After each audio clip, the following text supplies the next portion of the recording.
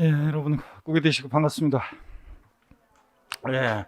자, 여러분 교재는 오늘 141페이지 펴놓으시고요. 141페이지 요약집 141페이지입니다. 그래서 양도소득세 납세 절차죠. 납세 절차 펴놓으시고 보겠습니다.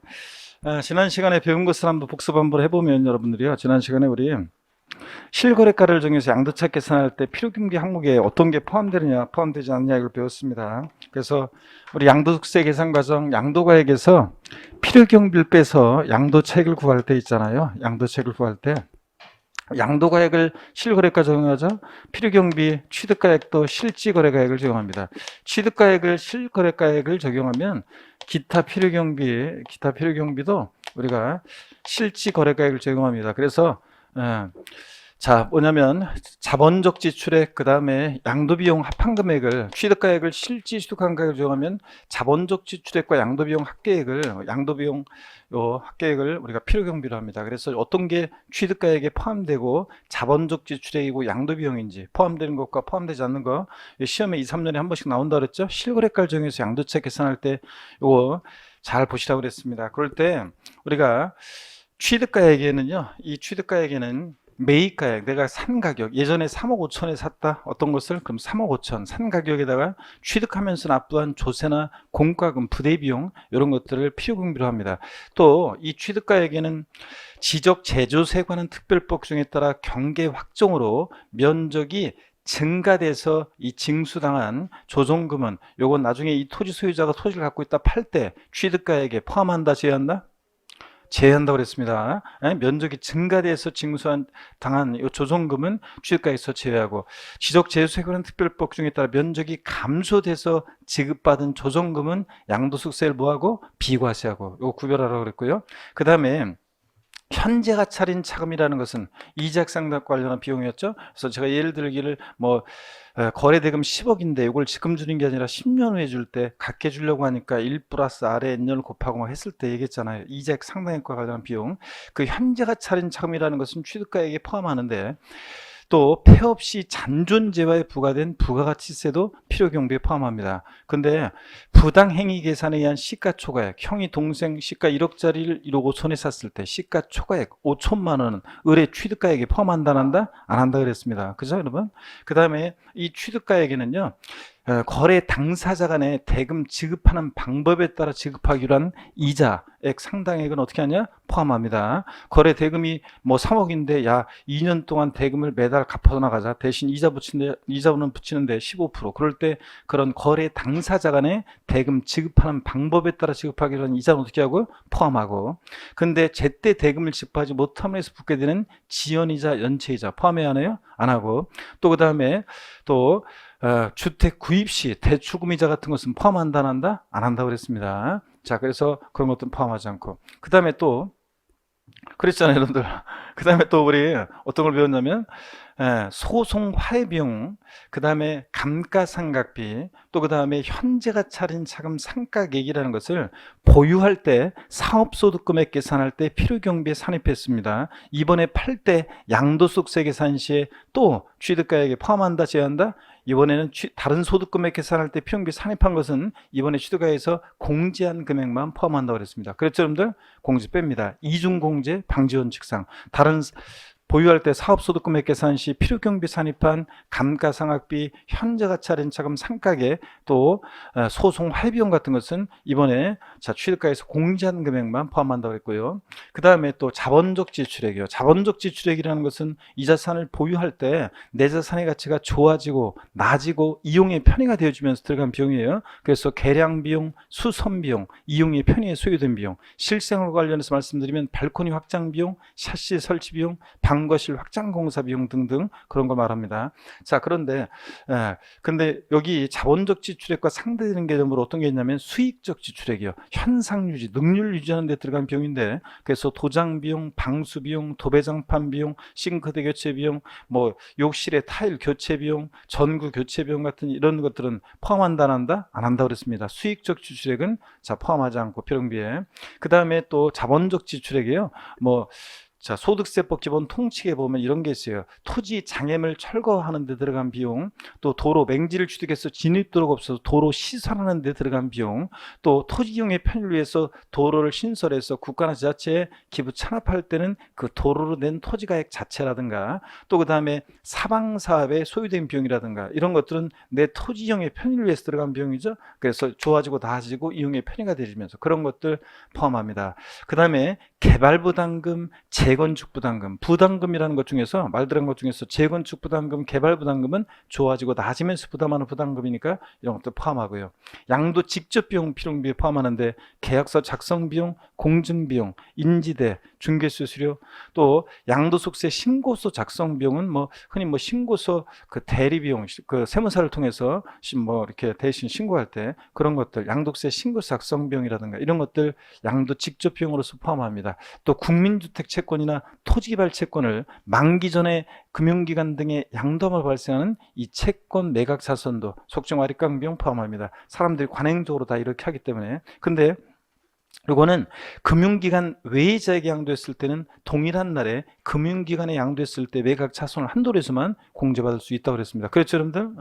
그 다음에 요새 그 강의할 때 그 방역 지침이 문답식 강의를 지향한다. 뭐 이런 것도 있더라고요. 보니까 강의할 때 문답식으로 이렇게 가급적이면 하지 말고 일방적으로 주입식으로 교육하라. 이렇게 말을 많이 하지 않도록 뭐 이렇게 하라고 하는데, 자 여러분, 양도 직접 비용에 그래서 이런 것들 포함하는데 또 이런 것도 있어요. 양도 간접 비용 그래가지고 양도 간접 비용, 뭐 예를 들어서 물론 여기 양도 직접 비용에 명도 비용 같은 것도 포함합니다. 명도 비용도 포함하고. 근데 양도 간접 비용 포함하지 않는데요. 양도 간접 비용은 뭐 접대비라든가 또 매매계약 해제 시 위약금이라든가 매매계약 해제 시 위약금, 접대비, 또 그 다음에 이사 비용 같은 이런 양도 간접 비용은 포함한다 안 한다? 안 한다 그랬습니다. 자, 이렇게 해서 필요경비 항목이 어떤 게 포함되는지 포함되지 않는 걸 배웠고요. 또 이게 필요경비에 포함되려면 얘네들 증빙 서류를 갖춰둬야 되는데, 예전에는 세금 계산서나 신용카드 매출 전표, 또 현금 영수증 같은 것을 수치 보관했을 때 필요경비로 공제받을 수 있다 이렇게 했는데, 재작년에 개정이 돼가지고 이제 그런 적격 증빙 그런 서류뿐만 아니라 최근에는 금융거래자료, 계좌이체 같은 금융거래자료에 의해서 대금 지급 등이 입증이 되면 또 필요경비로 공제받을 수도 있다는 것도 여러분들이 추가해서 알아두시고요. 취득세나 등록면허세는 납부 영수증이 없을 때 필요경비로 공제받을 수 있어요, 없어요? 예? 있습니다. 취득세나 등록면허세는 시군구청에서 확인받을 수 있기 때문에 납부 영수증이 없어도 필요경비로 공제받을 수 있다고 그랬습니다. 자, 우리가 이렇게 해서 필요경비 어떤 게 포함되고 포함되지 않는지를 여러분들 꼭 기억하시고요. 그 다음에 가필차 양도책 구했어요. 장특공제액을 공제해서 양도소득금액을 구합니다. 그럴 때 양도소득금액 계산을 위해서 양도책에서 공제되는 장기부유특별공제, 항상 차장이 중요합니다. 그래서 장기부유특공제 잘 보셔야 되는데, 장특공제는 국내에 소지하는 등기되고 3년 이상 보유한 토지 건물 및 조합원 입주권이 대상입니다. 조합원 입주권은 조합원으로부터 취득한 것은 포함한다, 제외한다? 제외하고요. 원조합원 입주권만 대상이고, 그 다음에 그래서 장특공제 문제 나오면 항상 문제 풀 때, 자, 지문에 장기부유특공제가 나와요. 지문에 그럼 항상 반사적으로 뭘 떠올려야 되냐면 3년 이상 보유. 이걸 항상 염두에 두고 문제를 푸셔야 됩니다. 항상 장특공제 나왔다. 3년 보유, 3년 보유해야 되는데 하면서 문제를 항상 푸시길 당부드리고요. 자, 장특공제는 그러니까 국내에 소지하는 자산만 되지 국외자산은 된다 안 된다? 안 됩니다. 우리나라 다른 나라의 국가경제까지 신경 안 써줘요. 국외자산 안 되고, 또 반드시 등기가 돼야지 미등기 양도하면 배제되고, 또 토지 건물 조합원 입주권만 대상이지 그 외 양도자산은 대상이 아닙니다. 토지 건물 조합원 입주권만 한해서만. 그 다음에 또 장특공제요, 조정 대상 지역 내 1세대 2주택이나 3주택 이상 다주택자다는, 그러면 장특공제 받을 수 있다 없다? 없다. 배제한다 그랬습니다. 다만 한시기종이 부동산 안정화 대책 작년 12월 달에 나오면서 2017년, 그러니까 조정상 지역 내에서 10년 이상을 보유한 그 다주택자가요, 그 주택 양도하는, 요번에 양도한 주택이 10년 이상을 보유한 주택입니다. 조정상 지역 내에서. 그러면 2019년 우리가 12월 17일부터 2020년 6월 30일까지 양도할 때는 한시적으로 양도세 중과세율도 적용하지 않고 장특공제도 받을 수 있다고 그랬습니다. 6월 30일까지. 그래가지고 제가 어제 기사 보니까 그 오늘인가 기사 보니까 그 매물이 지금 5월달 거래량이 작년보다 많이 비했을 때 많이 늘었다 이렇게 나오던데 보니까 절세 매물이 나오고 있다 뭐 어쩌고 그런 기사를 봤습니다. 어쨌든 간에 장기 보유통제 그 한시기종 그런 것도 한번 참고적으로 하시고, 하여튼 장기통제는 조정대상 지역 외 지역 같으면 1세대 2주택이나 3주택 100주택자도 장특공제 받을 수 있습니다. 자, 근데 조정상 지역 내 다주택만 배제되는 거고, 그 다음에 또 여러분 보세요. 또 그 다음에 비사업용 토지는 장특공제 받을 수 있겠습니까? 예? 받을 수 있습니다. 비사업용 토지도 등기되고 3년 이상 보유했다면 장특공제 받을 수 있다는 거 여러분 주의하시고요. 그 다음에 이렇게 해서 가필 차장 아니구나, 한 가지 공제율을 빼먹을 뻔했네.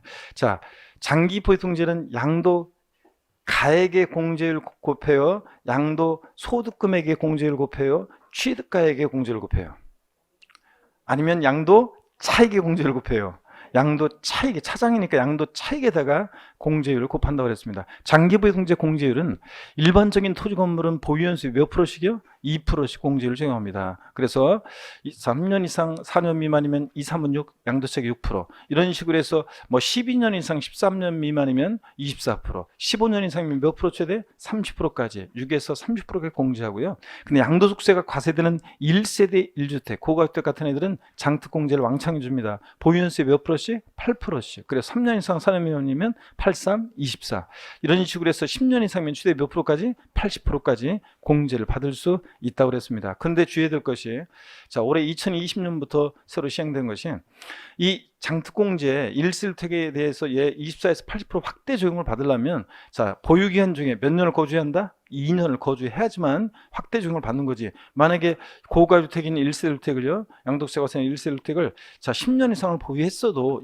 만약에 거주 2년을 못했다 그러면 일반적인 공제율 2에서 6%부터 30%까지만 받을 수 있다는 거, 확대 적용 받을 수 없다는 거, 이런 것도 배웠습니다. 자, 그 다음에 이렇게 해서 양도소득금액 구했습니다. 기과죠. 그래서 자, 양도소득 금액에서 양도소득 기본공제액을 공제해서 과세표준 금액을 구합니다. 양도소득 과세표준 금액 계산을 위해서 양도소득금에서 공제되는 기본공제입니다.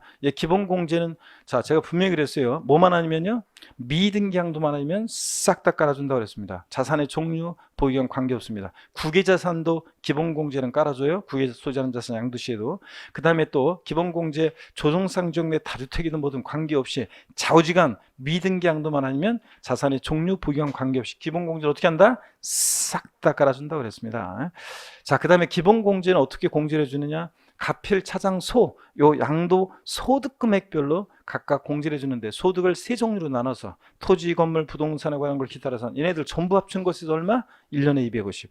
자, 주식 출자지분 양도소득 금액에서 1년에 250. 파생상품에서 얼마? 250 각각 공제합니다. 국내 소득과 국외 소득을 구별해서 공제를 받을 수 있고요.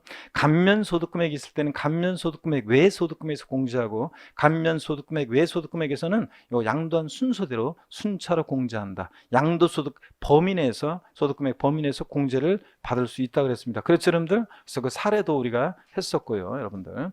자, 그래서 뭐 거주자가 양도를 한다, 국내 국외자산 다 양도한다, 부동산, 주식, 파생상품 다 양도합니다. 국내 국외에서. 그랬을 때 최대 기본공제 얼마 받을 수 있다? 1250만 원 받을 수 있다 그랬잖아요. 파생상품은 국내와 국외 소득 합산해서 얼마? 250만 원 받았기 때문에 그렇다 그랬습니다. 자, 이렇게 해서 우리가 과세표준 구했는데요. 이런 거 했네요. 미등기 양도하는 자산의 경우 미등기 양도하게 되면 여러 가지 불이익을 줍니다. 미등기 양도하면 실거래가로 양도책 계산하고 장특공제, 기본공제 다 배제하고, 또 그 다음에 최고세율 70% 적용되고 소득세법상의 비과세 감면 다 배제합니다. 그죠? 미등기 양도하면 불이익을 주는데, 미등기 양도할 때 장특공제, 기본공제가 다 배제되니까 미등기 양도하는 자산은 양도 차익과 양도소득 과세표준액이 어떻게 한다? 일치합니다. 그래서 양도 차익이 1억이면 과세표준액은 얼마다? 1억입니다, 여러분. 이런 것들. 자, 그 다음에 또 봅니다. 양도소득세요. 과표 결정됐어요. 곱하기 세율에서 이제 우리가 산출세액을 구합니다. 산출세액을 구하는데, 그럴 때 양도세 세율 우리 공부했습니다. 우리가 지난주에 배운 내용들이 일단 양도세에서 제일 어려운 내용들을 우리가 다 공부했습니다. 양도세 우리 세율이요. 세율. 산출세 계산하기 위해서. 양도세 세율은 세율 구조가 비례세율과 누진세율이 다정되는데, 다만 양도세요, 동일한 자산이 2개 이상의 세율에 해당해. 그러면 각각 해당되는 세율을 정해서 산출세액을 구한 다음에 그 산출세액 중 어떤 거? 큰 것을 그 세액으로 한다고 그랬습니다. 그렇죠, 여러분들? 그 다음에 또 양도소득세요, 세율 대상 종류에 따라, 등기 여부에 따라, 보유기간에 따라, 과세표준금의 크기 등에 따라 세율이 달라지는데, 토지, 건물, 부동산에 관한 권리, 자, 전화번호 하나 알려드렸어요. 어떻게 알려드렸어요? 754-642. 그랬잖아요.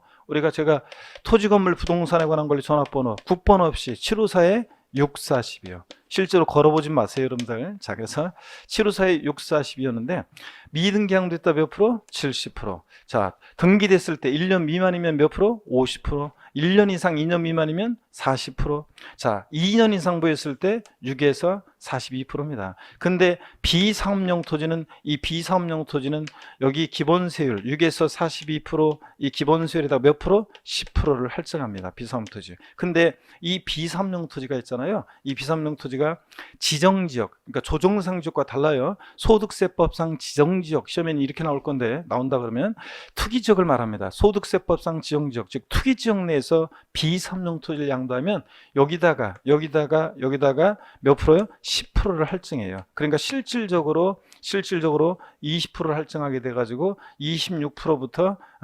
62%까지 7단계 초과 누진세율이 적용됩니다. 비사업용 토지 지정지역 내에서 소득세 보상 지정지역 내에서 비사업용 토지를 양도하면 이렇게 할증한다는 거, 10%를 더, 여기다가 더 10% 할증합니다. 자, 이렇게 된다는 거. 그 다음에 우리 부동산에 관한 권리 중에서 분양권이요. 분양권 보세요. 여러분들이 일반적으로 분양권을 조정상 지역이 아닌 지역에서 분양권을 양도했다 그러면 1년 미만이면 50%, 1년 이상 2년 미만이면 40%, 2년 이상 보였을 때 분양권 6에서 42% 초과세율 정도입니다. 근데 다만 조정 대상 지역 내에서 분양권을 양도했다 그러면 보유기간 관계없이 좌우지간 2년 이상 보유했든 1년 이상 2년 미만이든 좌우지간 몇 프로다? 50% 세율을 적용한다. 다만 조정 대상 지역 공고일 이전에 매매계약을 체결하고 계약금을 지급했다거나, 자, 그런 경우는 요 무조건 50% 중과세율 적용 대상 요거 제외합니다. 또 그 다음에 분양권이요. 그 다음에 또 다른 주택이 없는데 다른 분양권 없고 분양권 요거 딱 하나예요. 조정상 지역에서 나이가 30세 이상이거나 아니면 30세 미만일 때는 배우자가 있다거나, 자, 이런 경우에도 역시 또 무조건 중과세율 적용 대상에서 어떻게 한다? 제외합니다. 분양권 무조건 50% 규정에서 제외한다. 자, 이런 것들을 배웠습니다. 그 다음에 주택 및 조합원 입주권. 조합원 입주권은 주택하고 같이 갑니다. 우리 어떤 수강생분이 조합원 입주권에 대한 세율은 어디 있나요? 이렇게 하신 분이 계시는데, 주택하고 같이 간다고 그랬잖아요. 유학집에 있는데 주택하고 조합원 입주권은, 주택하고 조합 입주권은 세율이 같이 가는데 1년 미만, 미등기 70이고 등기됐다 1년 미만이면 40%고 1년 이상 2년 미만이면 6에서 아닙니다. 무조건 1년 이상만 보유하면 보다 6에서 42% 초과준세율입니다. 주택은 1년 이상만 보유해도 무조건 보다 6에서 42% 초과준세율입니다. 1년 미만이면 40%고요. 주택 및 조합주권, 기타 자산 나왔다. 골프용권 나왔다. 기타 자산, 골프용권, 기타 자산은 좌우지간 뭐라고 그랬습니까? 초과누진세율입니다. 골프용권은 1년 미만이어도 무조건 몇 프로다? 좌우지간 6에서 42% 초과준세율 정도입니다. 그래서 골프용권, 기타자산, 골프용권, 자, 기타자산은 좌우지간 초과누진세율이 적용된다. 이런 것들을 배웠습니다. 자, 우리가 또요 양도소득금액 계산 특례도 배웠어요. 뭘 배웠냐면, 먼저 여기를 보세요. 토지, 건물, 부동산에 관한 권리, 기타자산, 얘네들 양도소득금액과 주식 양도소득금액과 파생상품 양도소득금액은 각각 구분해서 계산하고 결성물 서로 통산한다 안 한다? 안 한다고 그랬습니다. 그랬죠, 여러분들? 그래서 토지하고 골프용권의 양도소득금액은 구분 계산해요? 구분 계산해요? 아니면 결성물 통산할 수 있어요? 예? 자, 토지하고 골프용권 양도소득금액은 구분 계산해요? 아니면 결성 발생할 때 결성물 통산할 수 있어요? 예? 구분 계산합니까? 토지, 건물, 부동산에 관한 권리, 기타 자산 나왔다. 골프용 기타 자산인데, 얘네들 주식하고 파생 상품이 안 되는 거지, 토지나 골프용권, 기타 자산이잖아요. 얘네들은 결속금 통산할 수 있습니다. 토지, 건물, 부동산에 관한 걸 기타라서 얘네들끼리는 결속금 통산할 수 있다니까요. 주식끼리는 결속금 통산할 수 있어요. 마이너스 발생했을 때 결속금 통산할 수 있습니다. 주식하고 건물하고 뭐 부동산에 관한 권리하고 주식하고 뭐 이런 게 안 되는 거지. 토지, 건물, 부동산에 관한 기타라서 주식이나 파생상품 빼놓고 나머지 애들 얘네들끼리는 다 결속금 통산할 수 있습니다. 그럴 때 결속금을 통산할 때 세율별 공제 원칙이 적용돼요. 그래서 같은 세율이 적용되는 것을 먼저 결속금을 통산하고 남는 게 있으면 다른 세율이 적용되는 것에서 결속금을 통산합니다. 그래도 남는 게 있다 그러면 여러분의 양도소득에서 발생한 이 결속금을 여러분의 다른 종합소득금액이나 퇴직소득금에서 통산할 수 있다 없다? 없고 다음 연도로 2월에서 공제받을 수 있다 없다? 없다고 그랬습니다. 이런 걸 배웠고요. 또 그 다음에 배우자 직계존비속간 2월과세 특례를 배웠습니다. 여러분 보세요. 배우자 직계존비속간 자, 배우자 직계존비속간 2월과세 특례를 배웠는데 뭔 얘기냐면 자, 우리가 배우자 직계존비속간 2월과세 특례 혹시 나왔다. 그러면 여러분들이 그 시험 문제 옆에다가 나중에요 이렇게 갑을병 이렇게 해놓고 문제 푸시면 돼요. 이렇게 쭉쭉 갑을병 내려오는 그림. 그래서 증여자, 수증자, 제3자입니다. 자, 그리고 이제 상상하시면서 문제 푸시면 되는데 한번 보겠습니다. 배우자 직계존비속으로부터요. 요거 배우자 또는 직계존비속으로부터 증여받은 재산에 대한 2월과세 특례입니다. 2월과세 특례.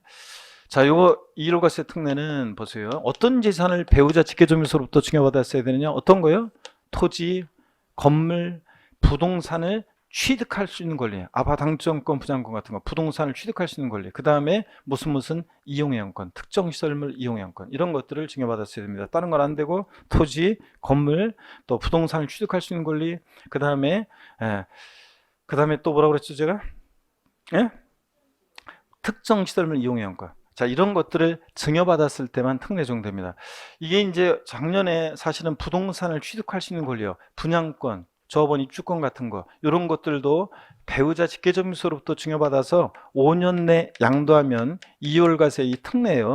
요 규정을 적용하는 대상에 2월과세 특례 대상에 작년에 이제 부동산을 취득할 수 있는 권리를 추가했어요. 그 왜 추가했냐면 사람들이 분양권도 사실은 있잖아요. 분양권 예를 들어서 어떤 남자 명의로 당첨을 받아요. 자, 아니면 뭐 저 여자 명의로 당첨 받아요. 그래가지고 당첨을 받아가지고 그 다음에 이제 프리미엄이 확 붙잖아요. 그러면 이제 그 배우자 공동 명의로 해요. 공동 명의로 전환합니다. 그러면 그렇게 하면 사실은 이제 그 프리미엄 붙은 가격에 대해까지 포함해 가지고 이걸 반씩 나누면서 이제 6억까지 배우자 간에 증여 공제 받으면서 이렇게 공동 명의로 한 다음에 이걸 나중에 전매를 하게 되면 그러면 공동 명의로 바꾼 다음에 전매를 하게 되면 그 프리미엄 그 붙은 것을 포함해서 저 상세가 되기 때문에 증여 공제를 받으면서 그걸 이제 양도세를 줄 수 있었어요. 그래서 사람들이 많이 이걸 이용했어요. 사람들이 그렇게 그래가지고 모르는 사람은 몰랐지만 아는 사람도 그렇게 많이 이용해서 세금을 좀 줄일 수 있었는데 잔머리 그렇게 굴리다 보니까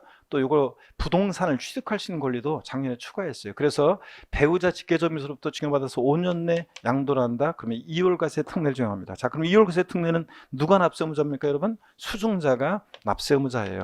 그런데 자, 양도세 계산할 때 취득 가격이나 취득 시기는 다 누굴 기준으로 판단한다고 그랬습니까? 누굴 기준으로 판단한다? 증여자를 기준으로 판단한다고 그랬습니다. 그래서 증여자가 취득한 가격으로 양도 가격 이번에 의리병한테 양도하는 가격, 취득 가격은 당초 증여자가 취득한 가격입니다. 증여받은 재산 가격이 아니라 또 보유기한도 증여받은 날로부터가 아니라 당초 증여자가 취득한 때로부터 양도일까지로 해가지고 보유기간을 계산합니다. 자, 그러니까 이렇게 해서 계산한다는 거. 그 다음에 기납한 증여세 같은 거 원래 상속세나 증여세는 필요경비에 포함하지 않는데 2월과세 특례가 적용될 때는 예외적으로 기납한 증여세도 이 증여세도 필요경비에 산입해서 공제받을 수 있다고 그랬습니다, 여러분. 이때 증여자와 수증자는 연대납세 의무가 있다 없다? 어차피 배우자 직계존비속은 한 몸이니까 연대납세 의무가 없습니다. 그래서 배우자 직계존비속으로부터 토지, 건물, 부동산을 취득할 수 있는 권리, 자, 무슨 이용회원권을 증여받아서 몇 년 내 양도할 때? 5년 내 양도하면 무조건 2월과세 특례 적용됩니다. 납세의무자 누구라고요? 수증자. 근데 취득 가격이나 취득시기는 다 누굴 기준으로 판단한다? 증여자를 기준으로 판단하고. 증여세 낸 거 필요경비에 산입해서 공제받을 수 있고 연대 납세 의무 있다 없다? 없다. 이겁니다. 요것만 딱 기억하면 되고. 물론 이제 뭐 배우자로부터 증여받아서 양도할 당시 혼인관계가 소멸된 경우에는 특례를 적용합니다. 자, 산물이 굴릴까봐. 근데 다만 사망으로 혼인관계 소멸된 경우는 특례 적용하지 않고, 또 증여일로부터 2년 내에 수용당해서 양도한 경우 특례 적용하지 않고, 내가 양도하고 싶어서 양도한 거 아니니까, 또 1세대 1주택을 증여받아서 양도한 경우 특례 적용하지 않고, 또 특이한 것이 양도소득세가 과세되는 1세대 1주택인 고가주택을 증여받아서 양도할 때도 특례 적용한다 안 한다? 안 하고, 이율과세 특례를 적용해서 계산한 결정세액이 특례 적용하지 않고 계산한 결정세액보다 적으면 과세권자가 적용한 게 세금이 더 적으니까 특례를 적용한다 안 한다? 안 합니다. 이럴 때 특례 적용 안 하면 이제 그때는 취득가격도 증여받은 당시 가격으로 하고 보유기한도 증여받은 날로부터 이렇게 합니다. 자, 이렇게 해서 이율과세 특례를 배웠고요. 또 그 다음에 이제 여러분 보세요. 특수관계자 간에 친족관계 등이 있는 특수관계자 간에, 자, 부당행위 계산 부인 특례요. 이 부당하게 계산된 이 부당행위 계산 부인 특례요. 자, 부당하게 계산된 것을 관할 세무장이 부인하는 특례인데 두 가지 유형이 있었습니다. 하나는 특수관계자 간의 증여 후 우회 양도요. 이 증여 후 우회 양도가 나오면, 증여 후 우회 양도 요거요. 우회 양도 제목은 뭐 사람마다 학자마다 틀리다 그랬어요. 이거는 어떤 거냐면 꺾어지는 그림이에요. 특수관계자로부터 증여받아서 제3자에게 양도한다 나오면 꺾어지는 그림. 저 이율과세 특례는 갑을병 내려오는 그림을 갑을병을 해놓고 문제 풀고, 이거는 이렇게 해놓고만 문제를 푸시면 됩니다. 그럼 상상하면서. 자, 그러면 증여자 수증자고요. 특수관계자에게 증여했습니다. 증여를 했는데 증여받아서 몇 년 내에 양도를 합니까? 5년 내에 증여받아서 양도할 때 특례 적용합니다. 근데 얘는 부당이산 부인 특례는 조세의 부당한 감소가 있어야 돼요. 그러다 보니까 자, 무조건 5년 내에 양도했다고 특례 적용되는 것이 아니라, 그때 조세 부당한 감소 판단을 어떻게 하느냐, 수증자가 부담하는 증여세액과 수증자가 양도한 것에 대한 요 양도소득세액을 각각 계산해서 요 두 개 합한 금액이 당초 증여자가 직접 제3자에게 양도했을 것이라고 가정을 해서 계산한 요 직접 양도했을 것이라고 가정에서 계산한 요 양도소득세액보다 요 두 개 합친 게 더 적어요. 이거보다. 그럴 때는 지가 직접 양도하면 세금 더 날 것 같으니까 우회적으로 잔머리 굴렸다고 봐서 얘네들 계산을 싹 부인하고 당초 증여자가 제3자에게 직접 양도한 것을 봅니다. 그래서 양도세 납세의무자는 당초 증여자가 되는 거예요. 자, 이거 싹 부인하니까 증여세, 자, 수증자한테 증여세 부과하지 않고 냉겠으면 돌려주고 양도세 부과하지 않고 당초 증여자가 직접 양도한 것을 봅니다. 그렇죠, 여러분들? 이때 증여자, 수증자는 연대납세의무가 있다 없다? 있다고 그랬습니다. 불법에 협력했기 때문에. 또 하나는 자, 특수관계자 간에 또 하나가 부당이산 부인 특례. 자, 저가양도, 고가양수요. 시가보다 낮게 저가로 양도하거나 시가보다 높게 고가로 양수 취득했을 때 특례 적용합니다. 시가보다 높게 양도하거나 낮게 취득하면 특례 적용해야 하네요? 안 합니다, 여러분. 자, 그래서 헷갈리니까 우리 어떻게 외웠다고요? 머리 글자를 따서 저도 세법 고수입니다. 외웠잖아요, 여러분들. 저도 세법 고수입니다. 저가양도, 고가양수에 돼요. 얘는 시가 특수관계자 간인지 확인하고, 남남 사이 같으면 특례 적용 안 하니까 특수관계자 간인지 확인하고, 시가보다 낮게 저가로 양도했는지 높게 취득했는지 확인하고, 저도 세법 고수인지 확인하고, 그 다음에 시가와 대가의 차이가, 조세 부담 감소가 있어야 되는데 그 판단을 어떻게 하느냐, 시가와 대가의 차이가 금액으로 얼마? 3억 원 이상이거나, 또는 시가와 대가 차이가 시가의 몇 프로요? 시가의 5% 이상 차이가 나거나, 그러면 조세 부담 감소가 있다고 보고 얘네들의 계산을 부인하고 양도가액과 취득가액을 뭐로 계산한다? 양도가액과 취득가액을 시가로 계산한다 그랬습니다. 양도가액과 취득가액을 시가로 계산한다. 그랬죠, 여러분들? 그런 얘기. 자, 이렇게 해서 자, 지난 시간에 어려운 내용들을 다 공부했습니다. 자, 그러면 여러분요, 오늘 교재는 141페이지 제11절 양도세 납세 절차입니다. 문제는 다 풀어드릴 시간이 좀 많이 가가지고 없고, 한두 문제만 한번 살짝 보도록 하겠습니다. 여러분 여기 한번 봅니다. 문제를 보시면 다음은 양도소득세에 대한 설명이 다 틀린 거 그랬습니다. 다만 2020년 7월 1일 이후 양도하는 경우입니다. 양도세 예정신고한 자는 확정신고, 아지로 요 사진인데 이거 오타를 수정한다는 게 어제도 또 깜빡했네. 자, 확정신고를 하지 아니할 수 있다. 다만 당해연도에 누진세 중대상 자산에 대한 예정 신고를 2회 이상한 자가 이미 신고한 양도세가 있고 합산해서 신고하자는 경우에 합산하여 확정 신고해야 한다는데, 이건 이따가 우리 지난 시간에 배웠고 이따가 또 봅니다. 맞는 질문이고, 2번 질문을 봅니다. 거주자가 건물을 증축하고 그 증축한 건물의 취득일로부터 5년 내 해당 건물 양도한 경우로서 감정가액을 그 취득가액으로 하는 경우에 해당 감정가액의 100분의 5에 해당하는 금액을 양도세 결정세액에 더한다.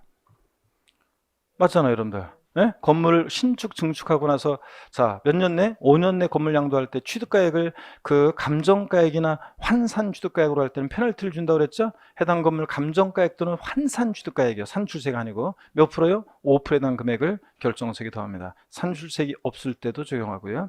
조정세상 지역 내 2주택을 양도한 경우에 등기세인데요. 기본세율에다가 10% 가산한 세율을 적용하고 장기보유통제와 기본공제를 적용하지 아니한다.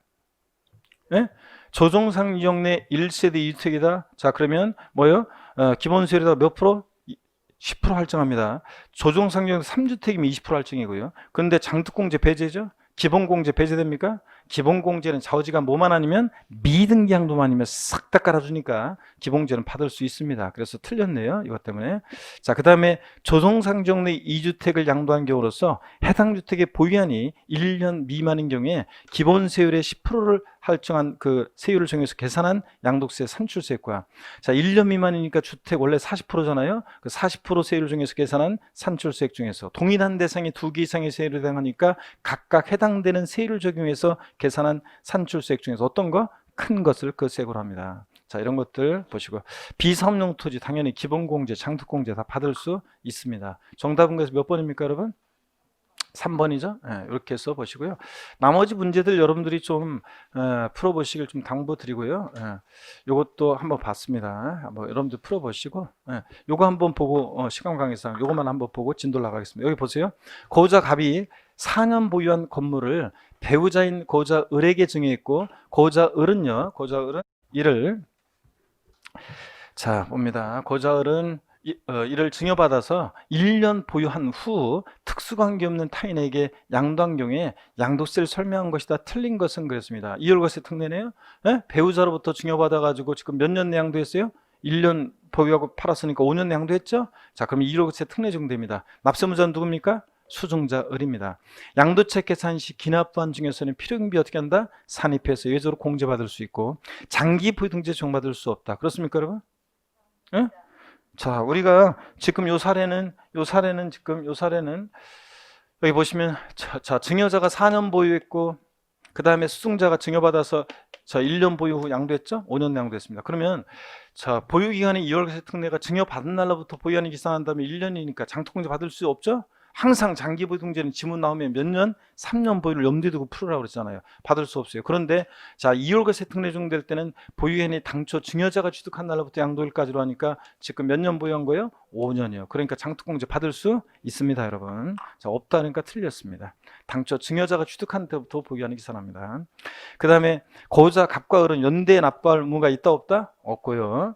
자, 어차피 한 몸이니까 배우자 직계준비속은 양도세 산출세액 계산 시 적용될 세율은 6에서 42% 7단계 초과세율이다 그랬는데 세율은 뭐 1년 이상만 보유하면 6에서 42% 아니구나.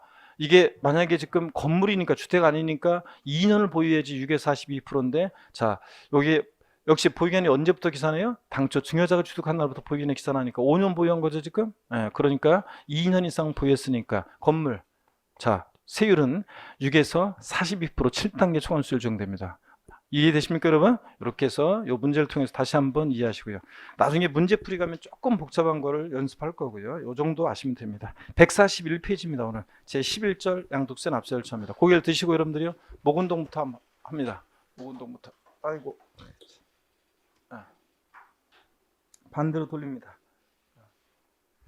그 다음에 허리도 좌로로 돌립니다. 기지개 뒤로 화끈하게 제낍니다, 여러분들. 어깨도 돌리시고요.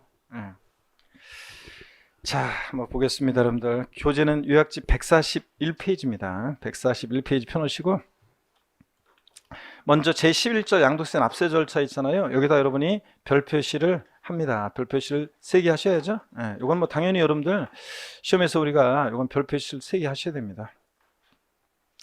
별 표시 3개 하시고 한번 보겠습니다. 먼저 양도소 01번에 양도세 과세표준 예정신고납부입니다. 양도소득세는 우리가 납세무자가 세금 계산해서 신고납부합니다. 그럴 때 예정신고납부라는 게 있고 확정신고납부라는 게 있습니다. 그렇죠 여러분들? 예정신고납부, 확정신고납부라는 게 있는데 그럴 때 예정신고납부와 확정신고납부는 어떤 관계냐 이런 것들에 주의해서 여러분들이 잘 보셔야 되겠습니다. 자, 그럼 먼저 한번 보겠습니다. 먼저 보시면요, 뭐 시험에 단골로 나오니까 여러분들 잘 보셔야 되는데요. 단골로 나오니까 먼저 거기 각주 표시 한번 보겠습니다. 첫 번째 거 보니까 양도 차익이 없거나 양도 차손이 발생한 경우에도 예정 신고는 하여야 한다고 그랬습니다. 그렇죠 여러분들? 그렇잖아요. 양도 차익이 없거나 양도 차손이 발생한 때도 예정 신고해야 하는 거지 하지 아니한다, 할 필요 없다, 생략할 수 있다, 다 틀립니다. 반드시 하여야 합니다. 또 여러분요, 예정신고 납부의 경우에도 확정신고 납부 마찬가지로 분할 납부할 수 있다 그랬는데 그렇습니다. 그래서 확정신고만 뭐 할 수 있는 곳 있다, 할 수 있다 이러면 틀려요. 예정신고 납부든 확정신고 납부든 다 요건 갖추면 분할 납부할 수 있습니다.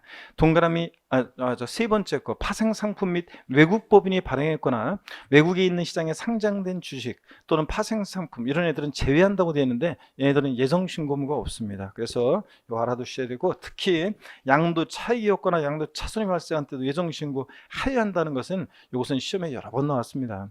자, 그 다음에 양가로 1번 우리 신고기한을 한번 보겠습니다.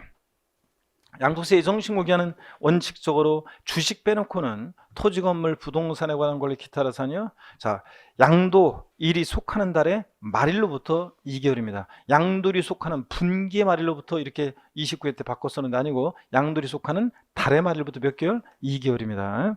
자, 그래서 본인 생일날 부동산 양도한 것으로 해서 다 한번 해보시라고 그랬잖아요. 그래서 예를 들어서 1월 25일 날 부동산을 양도했습니다. 1월 25일. 1월 25일은 제 생일입니다. 1월 25일 날 부동산을 양도했다. 그러면 양도일이 속하는 달의 말일로부터 2개월이니까 언제요? 3월 31일까지 예정신고를 해야 합니다. 자, 그 다음에 또 보시니까요.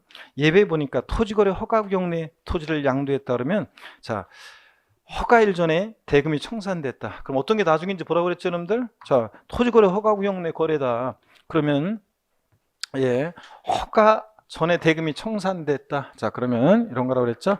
허가일 전에 만약에 대금이 청산됐다. 자, 그러면 원래는 양도세는 양도일, 대금 청산일이 양도일이니까 양도일이 속한데 말일부터 2개월에 이렇게 해야 되는데 자, 그렇게 하게 되면 나중에 이때 양도를 했는데 나중에 허가를 못 받으면 다 꽝돼 버리기 때문에 양도세 낸 거 돌려주고 돌려받고 서로 골치 아파지니까 허가 전에 대금 청산되면 허가일이 속하는 달의 말일부터 2개월 내 이렇게 한다고 그랬습니다. 근데 반대 해석으로 허가 후 토지거래 허가 구역 내 토지를 양도하는데 허가 후 대금이 청산됐다 그러면 이때는 허가받아서 계약은 유효하지만 양도가 없으니까 이때는 양도일이 속하는 달의 말일부터 2개월 내. 그래서 어떤 게 나중인지만 보면 돼요. 허가 전에 대금 청산됐다. 허가일이 속하는 달의 말일부터 2개월 내입니다. 자, 그 다음에 자, B번 봅니다. 허가 전에 허가구역이 해지가 됐다 그러면 역시 이때는 해지일이 속하는 달의 말일로부터 2개월 내 예정신고 납부합니다. 그 다음에 니은번입니다. 주식 또는 출자 지분은요 빈번한 거래가 이루어지기 때문에 몰아서 합니다. 양도일이 속하는 반기 말일로부터 몇 개월이요? 2개월이요. 그래서 이거는 상반기, 하반기, 반기 말일로부터 2개월이에요. 분기가 아니고 분기였다가 바뀌었습니다. 이게 반기 말일로부터 2개월이에요. 그래서 상반기에 팔았다. 만약에 1월 25일 날 비상장 주식을 팔았다. 그러면 반기 말일로부터 2개월이니까 언제입니까? 자, 6월 30일 상반기 말일 6월 30일 그때부터 2개월이니까 8월 31일까지 예정신고 납부해야 되고요. 그 다음에 만약에 하반기에 9월 달에 팔았다 주식을 자 그러면 자 하반기 말일은 언제입니까? 12월 31일 그때부터 2개월이니까 다음 연도 2월 말이 되겠죠? 이렇게 해서 주식은 반기의 말일로부터 2개월이네다.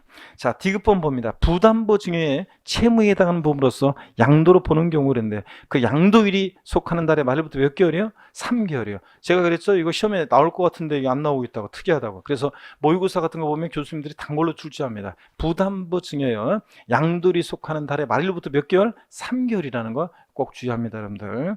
자, 그래서 이렇게 보셨고 그 다음에 양가로 2번 신고 효과를 봅니다.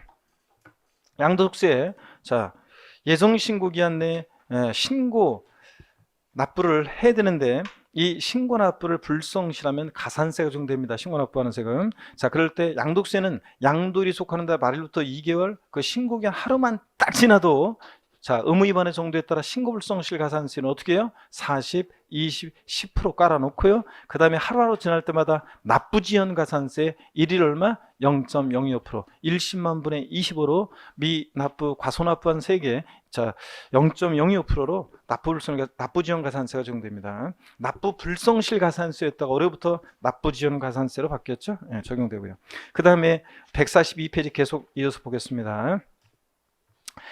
자진해서 신고하고 납부를 이행한 경우에도 세액공제 혜택이 없습니다. 옛날에는 이 예정신고 납부가 임의적이었어요. 그래서 안 해도 되는데 조기 세원 확보에 협조를 했다 그래가지고 예전에는 예정신고 납부를 하면요 세액공제 혜택을 줬어요. 그래가지고 산출세가 10%예요. 옛날에는. 근데 지금은 폐지됐습니다. 왜냐 지금은 예정신고 납부는 이제 강행적으로 바뀌었어요. 안 하면 무조건 가산세예요. 해도요 자진해서 예정신고 납부기 한데 예정신고 납부를 하더라도 이제는 당연히 해야 할 일을 했을 뿐이에요. 그래서 이제 세액공제 혜택이 없습니다. 옛날에는 있었는데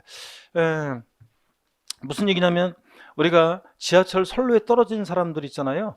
그러면은 목숨 걸고 들어가가지고 막 그 위급한 상황에 뭐 목숨이 왔다 갔다 하는 순간에 그 지하철 선로에 떨어진 사람들 막 구해내는 의인들이 있습니다. 특히 막 거기서 이렇게 잘못해가지고 정신을 잃어가지고 플랫폼에서 막 떨어지는 사람들 있잖아요. 요즘은 스크린도어 때문에 뭐 그러기가 쉽지 않은데 어떻게 떨어졌는데 거기 뛰어들어가서 막 그런 사람들 막 구해내고 막 그러잖아요. 막 지하철이 언제 올지도 모르고 그러는데 근데 그런 의인들한테 인터뷰할 때 어떻게 그렇게 위급한 순간에 그렇게 사람을 구할 생각을 했습니까? 그러면 뭐 다들 하는 말이 그냥 저는 그냥 구해야 되겠다는 생각밖에 없었습니다. 막 그런 식으로 얘기하고 참으로 장한 일 하셨습니다. 막 그러면 천편일적인 대답이 있잖아요. 그런 의인들.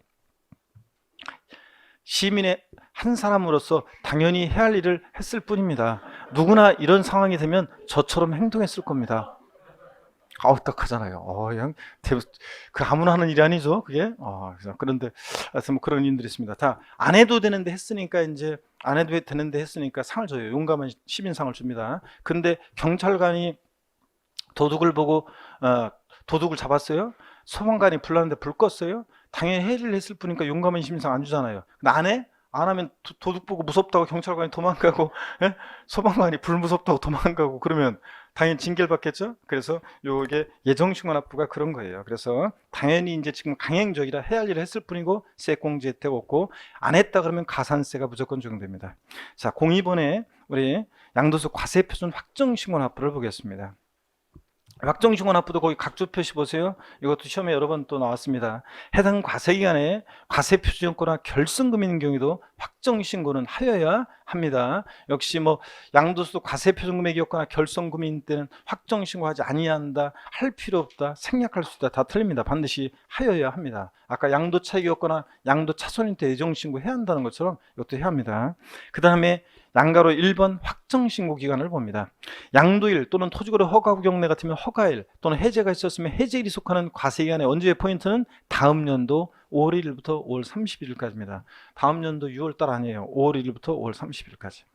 자, 양가로 2번 확정신고 납부를 이행한 경우에도 세액공제 혜택은 없습니다. 당연히 해야 할 일을 했을 뿐입니다. 이것도 확정신고 생략이 또 중요하죠. 동그라미 1번 예정신고를 이행한 경우에는 확정신고하지 아니할 수 있다.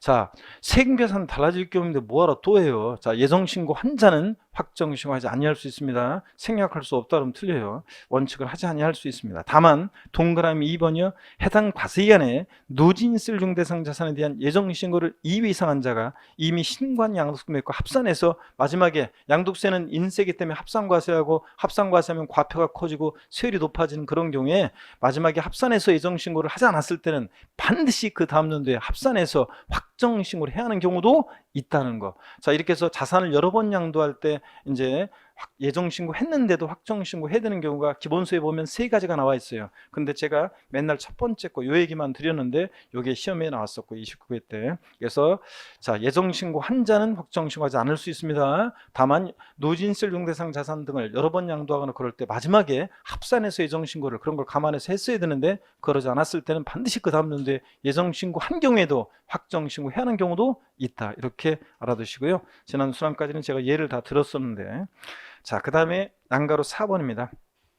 확정신고 납부의 불이행의 경우 가산세입니다. 자, 동그라미 1번이요. 자, 보니까 확정신고 납부의 가산세는 예정신고 납부에 적용되는 가산세와 동일합니다. 똑같습니다. 신고불성실 가산세 40, 20, 10% 깔고 하루하루 지날 때마다 1일 0.025%로 납부지원 가산세 똑같습니다. 확정신고 납부도. 동그라미 2번입니다. 자, 근데요, 무신고 가산세와 과소신고 가산세의 경우에 예정신고 납부와 관련해서 가산세가 부과된 경우에 확정신고 납부와 관련한 가산세, 가로 안에 예정신고 납부와 관련해서 가산세가 부과된 부분의 한정에서는 다시 부과하지는 않는다고 그랬습니다. 요거 예정신고 관련해서 가산세가 부과되는데, 그랬을 때 확정신고 납부 시 예정신고와 관련한 가산세가 예를 들어서 요만큼이 부과가 됐었는데, 자, 확정신고 납부 시에 자, 가산세요 적용하는 경우에 이 예정신고 납부와 관련해서 가산세가 부과된 부분의 한정에서는 다시 부과되지는 않는다 그랬습니다. 요만큼은 이런 얘기라고 했습니다. 자, 그 다음에 계속 이어서 봅니다. 그 동그라미 3번입니다. 그래서 시험에서는 예정신고 관련해서 가산세가 부과된 경우에도 확정신고 납부 시에 다시 가산세가 부과된다 이렇게 바꿨는데 다시 부과되지 않습니다. 자, 그리고 동그라미 3번을 봅니다. 예정신고 기간 내 무신고, 과소신고한 후에요, 확정신고 기간까지 신고하거나 수정신고한 경우에는 자, 해당 무신고, 과소신고 가산세 몇 프로? 50% 감면한다고 그랬습니다. 여러분 다 이런 것들 다 잘 알아두셔야 되는 내용들입니다. 다 여기 보세요. 우리가 예정신고를 불성실합니다. 예정신고를 불성실해요. 자, 그래서 확정신고와 예정신고는 어떤 관계냐? 남남이다. 제가 그런 얘기 드렸었는데, 확정신고를 이행합니다. 예정신고를 불성실한 경우에도 확정신고를 이행한 경우에는 예정신고 불성실에 대한 가산세는 적용하지 아니한다. 가산세는 적용하지 아니한다. OX예요. 네? 다 보세요. 다시. 예정신고를 불성실한 경우에도 확정신고를 이행한 경우에는 예정신고 불성실에 대한 가산세는 적용하지 아니한다. OX예요. X입니다. 자, 여러분 보세요. 얘네들 남남이에요. 그래서 제가 지난 시간에 그런 거 얘기했잖아요. 죽는 년에 남녀 수강생을 짝이 돼서 앉아있으면, 근데 제가 실제로 그랬다고 그랬잖아요. 어떤 곳에 옛날에 강의할 때 실화예요. 자, 어떤 중년의 남녀 수강생분들이 짝이 돼서, 수강생 많으니까 막 자리 이제 짝이 돼서 붙어 있는데, 저 수업 시간에 자꾸 그냥 둘이서 서로 물 아리켜주고 뭐 하는지 자꾸 그냥 쏙딱딱 대면서 막 뭐 아리켜주고 웃고 막 그러기, 둘이서 막 분위기 좋더라고요. 그래서 제가 둘이 어떤 관계예요? 그냥 심각하게 딱 장난을 그랬더니 깜짝 놀래가지고 아무 관계 아니라 벌쩍 뛴 얘기 해드렸잖아요. 자, 예정신고를 불성실했습니다. 자, 다음 연도에 확정신고를 이행하더라도 예정신고 불성실에 대한 가산세는 적용됩니다. 무조건. 다만 이제 이 예정신고 불성실에 대한 무신고, 요 과소신고, 요 가산세요. 요 가산세 몇 프로 깎아준다고 그랬습니까? 요거 가산세 50%를 경감해 준다고 그랬습니다. 요 가산세 50%를 감면해 준다고 그랬습니다. 50%를. 자, 요 얘기입니다. 그래서 여러분들이 부동산 파시면요, 지금은 무조건 양도리 속한데 말부터 2개월 내에 양도세를 무조건 예정신고 납부해야 돼요. 자, 안 하면 무조건 가산세니까. 근데 다만 혹시라도 어떻게 다 못한 사정이 생겨서 못했다 그러면 반드시 다음 연도 5월 달에 확정신고라도 해야지만 그래도 가산세 50% 깎아주니까 그래도 그나마 세금을 줄일 수 있다고 그랬습니다. 자, 계속 이어서 봅니다. 양가로 5번도 올해 2020년 개정세법 잘 보시라고 했습니다. 우리 앞에서 한번 봤어요, 이건. 자, 이것도 양가로 5번. 자, 올해 2020년 개정세법입니다. 자, 여기를 한번 보겠습니다. 이거는 여기를 보세요. 화면을. 자, 여기 이제 작년까지는 환산 취득가액만 있었다가 올해 감정가액이 추가됐고, 자, 작년까지는 신축만 있다가 올해 증축도 추가됐습니다. 자, 거주자가 건물을 신축 또는 증축하고 증축의 경우에 바닥면적 합계가 85제곱미터 초과하는 경우에 한정해서 그 건물의 취득일 또는 증축일로부터 몇 년이요? 5년 내에 해당 건물 양도할 때 그 취득가액을 감정가액이나 환산 취득가액으로 해서 그 취득가액을 정하는 경우에는 페널티를 줍니다. 악용의 소지가 있기 때문에. 그래서 해당 건물 감정가액 또는 여기다 요게 추가된 거죠. 감정가액이. 그래서 감정가액 또는 그 환산 취득가액의 몇 프로요? 5% 가산세를 정한다고 그랬습니다. 그래서 앞에서 우리가 앞 동네에서 필요경비할 때 그때 제가 요거 쭉 줄 거서 돼지꼬리 땡냐에서 자 산출세액의 5%가 아니라 해당 건물 감정가액 또는 환산 취득가액 몇 프로다? 5% 가산세 적용한다 그랬습니다. 그랬죠 여러분들? 요거 주의하라고 그랬고 자 잔머리 굴릴까봐 산출세액이 없는 경우에도 요 규정은 적용된다 그랬습니다. 요거 정확히 여러분들이 알아둡니다. 자 그 다음에 143페이지 양도소 과세 표준과 세계 결정 경정은 그냥 편하게 보시면 돼요. 이거는 고전에 문제가 있네요. 문제 한번 풀어보겠습니다. 그래서 다시 한번 볼게요 여러분들. 그래서 이거 옳은 건데 옳은 거 고른 문제인데 한번 보겠습니다. 자 옳은 거 고른 문제인데 자 토지 건물을 양도한 경우에 그 양도일이 속하는 분기 말일로부터 2개월 내에 양도소 과세 표준을 신고해야 한다. X입니다. 뭐가 틀렸어요? 양도일이 숫자만 신경 대부분의 수험생들 숫자만 신경 쓰는데 숫자만 신경 쓰면 안 돼요. 양도일이 속하는 분기 말일이 아니라 일반적인 토지 건물이니까 양도일이 속하는 달의 말일로부터 2개월 내에 예정 신고해야 됩니다. 양도 차익이 없거나 양도 차손이 발생한 경우에는 과세 표준 예정 신고 의무가 없습니까? 아닙니다. 반드시 해야 합니다. 건물을 증축하고 그 증축한 건물의 취득일로부터 5년 내 해당 건물 양도한 경우로서 취득 당시 실거래가액 확인할 수 없어서 감정가액을 그 취득가액으로 할 때는 양도소득세 산출세액의 100분의 5에 해당 금액을 결정세액에 더한다 그랬습니다. 맞습니까 여러분? 틀렸습니다. 아까 내가 분명히 그거 주의하라고 얘기했는데 세법은 숫자만 너무 신경 쓰지 마시고 숫자도 봐야 되지만 뭘 봐야 됩니까 여러분? 그 기준이 되는 금액이나 기준이 되는 시점 이런 것도 중요합니다. 이거 왜 틀렸어요 여러분들? 근데 분명히 있잖아. 자 양도세 산출세액의 5%가 아니라 자 어떤 거예요? 여기 같으면 이제 감정가액의 5% 감정가액 취득가액으로 했으니까 감정가액의 5%야지 산출세액이 아니라 뭐? 감정가액의 5% 감정가액 또는 환산 취득가액의 5%지 산출세 X라고 그랬잖아요. 그래서 이것 때문에 틀렸습니다. 금방 말씀을 드렸는데 자 4번 봅니다. 우리가 다 이래요. 이게 양도소 과세 표준 예정 신고 시에는 납부할세액이 1천만 원 초과하더라도 납부할세액 일부를 분할 납부할 수 없습니까? 아닙니다. 양도세는 1천만 원 초과하면 분할 납부할 수 있습니다. 자 5번 봅니다. 당연도에 누진세를 중대상 자산에 대한 예정 신고를 2회 이상 한 자가 법령에 따라 이미 신고한 양도소 금액과 합산해서 신고하지 않았을 때는 반드시 그 다음 연도에 합산해서 확정 신고를 하여야 한다고 그랬습니다. 여러분들 이런 것들. 그래서 5번이 옳습니다. 여러분들. 자 그 다음에 계속 이어서 보겠습니다. 결정과 경정인데요. 한번 보겠습니다. 이거 교재를 봅니다. 여러분들. 자, 요약집을 보는 143페이지입니다. 납세지 관할 세무장 또는 지방국세청장은 예정 신고할 자 또는 확정 신고할 자가 그 신고를 하지 않은 경우에는 해당 고지의 양도소 과세 표준과 세액을 결정합니다. 자, 그럴 때 경정, 재경정 읽어보면 돼요. 자, 신고했는데 잘못 신고하면 자, 관할 세무장이 고치죠. 경정하고 또 고치고 잘못 이런 게 재경정이고 읽어봅니다. 양가로 3번이 약간 시험에 의미가 있습니다. 나오진 않았었는데 약간 양가로 3번이 시험에 나오진 않았었는데 이게 좀 의미가 있는데요. 어떤 거냐면 한번 보겠습니다. 결정 경정 방법인데 관할 세무장이 어떻게 결정 경정하느냐. 동그라미 1번이요. 일반적인 경우요. 납세지 관할 세무장 또는 지방국세청장은 양도소 과세 표준과 세액을 결정 경정하는 경우에 자 뭐로 한다? 실거래가로 한다는 거. 우리가 관할 세무장이 결정 경정할 때도 기준시가가 아니라 뭐로 한다고요? 실거래가에 따라야 한다. 밑줄이고 그 다음에 요 동네에서만 제가 밑줄 그란 말 하네요. 왜냐하면 그 위에 있는 것들은 줄 걸 필요가 없이 그냥 읽어보는 거기 때문에 요 동네만.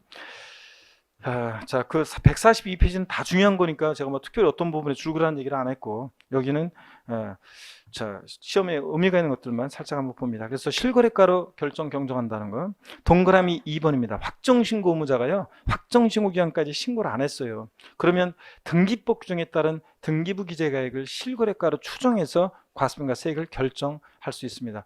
그러니까 신고를 해야 되는데 신고를 안 하면 관할 세무장이 실거래가로 결정을 해야 되는데 진짜 실제 신고를 안 했으니까 실거래가를 모르잖아요. 그러니까 어떻게 하느냐? 그 등기부 기재가액을 실거래가로 추정해서 결정할 수 있습니다. 자, 물론 추정이니까 반대 증거 있으면 깨질 수 있고요. 우리가 실거래가 지금 신고하면 그게 등기부에 등재도 되잖아요. 그 얘기입니다. 동그라미 3번입니다. 예정 또는 확정 신고의 신고가액이 사실과 다른 경우에는 관할 세무장이 확인된 실거래가로 과세금과 세액을 경정, 고칠 수 있습니다. 이런 것들 익혀두시고 또 추계조사 결정 경정입니다.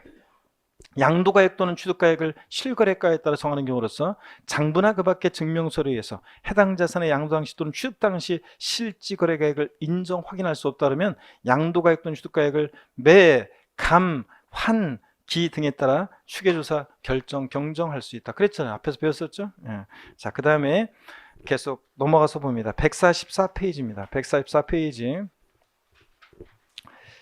144페이지 보니까 양도세 분할 납부 및 물납 비교 표가 나오고 있습니다. 요거는 여러분 저를 봅니다. 여기 화면을 보시고요. 여러분 봅니다. 자, 우리가 재산세 납부할세 얼마 초과할 때 분할 납부할 수 있다고 올해부터 250만 원 초과. 500에서 올해 250 바뀌었죠? 250만 원 초과할 때.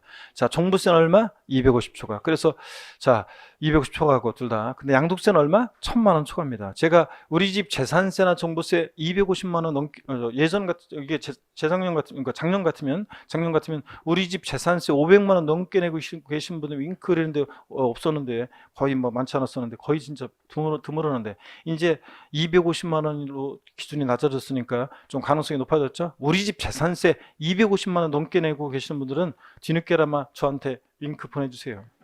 응? 자, 많지가 않단 말이죠, 이게. 자, 그런데 양도세는 1000만 원 넘게 내는 거 우습잖아요. 자, 그래서 양도세는 얼마? 1000만 원 초과할 때 분할 납부입니다. 분납기한이 재산세 납부기한 지나서 2개월. 자, 근데 종부세는 납부기한 지나서 얘만 몇 개월? 6개월. 양도세는 2개월입니다. 자, 처리 기준을 보면 재산세는 자, 250만 원 초과할 때 분할 납부할 수 있으니까 그 처리 기준은 배예요. 그래서 500만 원 이하, 500만 원 초과로 나눠서 500만 원 이하일 때는 250만 원 초과하는 금액을 분할 납부니까 최소한 납기는 얼마 깔고 250 깔아놓고 나머지 금액 분할 납부. 그래서 재산세 납부할세액이 400만 원일 때 최대 분납 가능 금액 얼마입니까? 네? 150만 원. 자, 250 깔고 나머지니까 자, 150만 원을 최대 분할 납부할 수 있습니다. 자, 500만 원 초과할 때는 50% 이하 금액이니까 최소한 납기의 절반 깔고 나머지 금액 분할 납부입니다. 자, 재산세 납부할세액이 700만 원이다. 최대 분납 가능 금액 얼마입니까? 350만 원. 절반까지 분할 납부 가능하고. 자, 종부세도 똑같습니다. 250만 원 초과할 때 할 수 있으니까 500 이하, 500 초과로 나눠서 500 이하 할 때는 해당 세액에서 250만 원 차감한 금액이니까 작년 시험 지문에도 나왔고 제가 그 전에 맨날 평소에 예를 들었던 거 금액 400만 원일 때 자, 얼마를 최대 분할 납부할 수 있다? 150만 원. 역시 그 해당 세액에서 250만 원 차감한 금액이니까 뺀 금액이니까 최소한 납기는 얘도 얼마? 250 깔고 나머지 금액이니까 400에서 250 뺀 150만 원 최대 분할 납부 가능합니다. 500만 원 초과하면 절반까지 똑같습니다. 양도세는 자 1천만 원 초과할 때 할 수 있으니까 처리 기준은 배예요. 2천 이하, 2천 초과로 나눠서 2천만 원 이하 할 때 1천만 원 초과하는 금액 분할 납부할 수 있으니까 원래 얘도 납기내 최소 얼마 깔고 1000 깔고 나머지요. 그래서 양도세 납부할세액이 1600만 원이다. 최대 분납 가능 금액 얼마입니까? 600만 원. 양도세 납부할세액이 1400이면 최대 분납 가능 금액 400만 원. 자, 최대 분납 가능하고 1000 깔고 나머지 금액 2000만 원 초과했을 때는 50% 이하 금액이니까 양도소득세 납부할세액이 3600만 원이다. 최대 분납 가능 금액 얼마입니까? 1800. 절반까지 분할 납부 가능합니다. 정확히 처리 기준까지 알아두셔야 됩니다. 분할 납부. 그래서 이 표는 뭐 당연히 여러분들이 별표시하시고 다 잘 알아두셔야 되겠습니다. 그 다음에 양가로 2번 물납입니다. 물납은 된다 안 된다? 안 된다고 했습니다. 양도세는 물납 안 됩니다. 자, 그 다음에 개념 플러스 그 중요 질문 보니까요. 양도소득세 납세자가 국내 거주한 경우에 그 납세지는 양도 물건 소재지다. X입니다, 여러분. X라고 돼 있는데 거주자니까 당연히 국세는 거주할 때 어디입니까? 주소지입니다. 주소지. 부동산 소재지 아닙니다. 지방세가 부동산 소재지. 국세는 주소지입니다. 2번 과세표준 확정 신고서를 국세정보통신망에서 제출한 경우에는 이 입력된 때 신고된 것을 본다. 그렇잖아요, 여러분. 홈택스 같은 걸 신고할 때 입력된 때 신고된 거 보고. 3번 납세지 관할 세무자는 양도소득 있는 국내 거주자가 조세를 포탈할 우려가 있다고 인정되는 상당한 이유가 있으면 수시로 그 거주의 양도세를 부과할 수 있습니다. 그리고 4번은 금방 제가 예를 들었던 거니까 분할 납부 처리 기준에 관한 거 읽어보시고요.